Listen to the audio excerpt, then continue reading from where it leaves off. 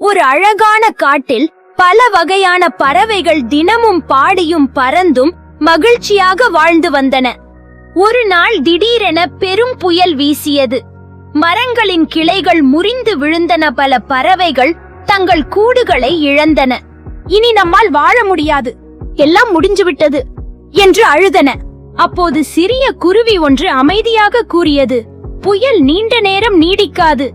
நாளை சூரியன் மீண்டும் உதிக்கும், நாம் மீண்டும் கூடு கட்டலாம் என்றது. மற்ற பறவைகளிற்கு நம்பிக்கை இழந்தன. புயல் கடந்ததும் அந்த குருவி மீண்டும் மரக்கிளையில் கூடு கட்டியது. அதை பார்த்த மற்ற பறவைகளும் தன்னம்பிக்கையுடன் புதிய கூடுகளை கட்டத் தொடங்கின. சில நாட்களில் முழு காடு மீண்டும் சத்தமாய் பாடும் பறவைகளால் நிரம்பியது. தடைகள் எல்லாம் தற்காலிகம், நம்பிக்கையோடு முயற்சி செய்தால் வெற்றி கிடைக்கும்.